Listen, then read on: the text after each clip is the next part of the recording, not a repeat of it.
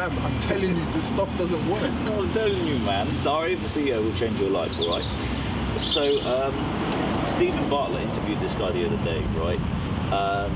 Actually, I don't think it says who he is, but he's some CEO, billionaire type, right? But he says that this book is already changing everything, right? And I can feel it working. Like he said in his own words that it took him from like a poor man with a plan to a self-made man. Yeah, all right, but like, well, it's all to do with energy, yeah? Like the energy of your best day.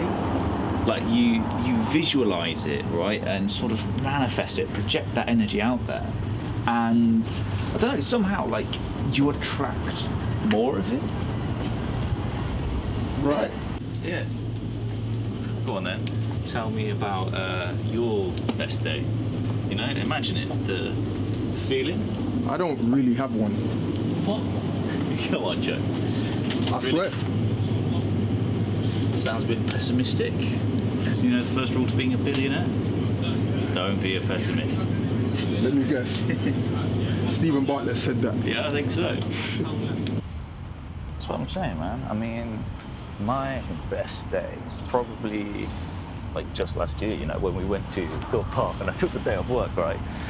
That sort of adrenaline high with like, you're going at these mad speeds, and that feeling, that intensity.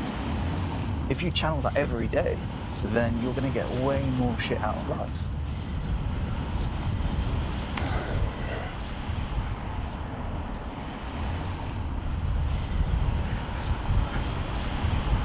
I was 15, living in the end with my mum, my 3 sisters, and my dad.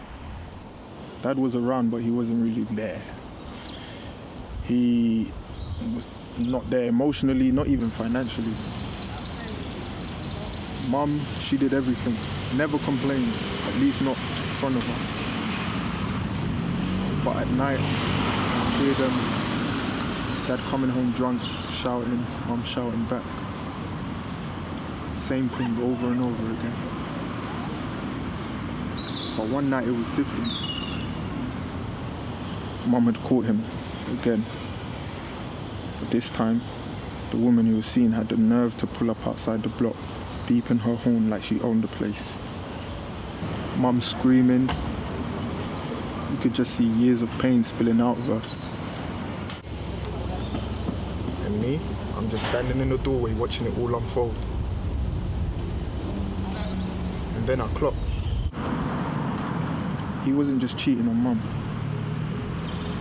He was cheating on me, my sisters.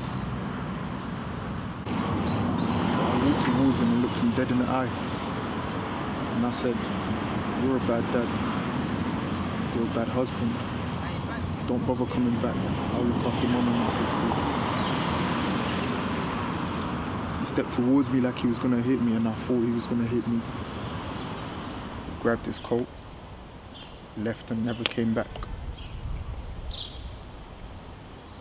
And I kept my word. I looked after my mum and my sisters.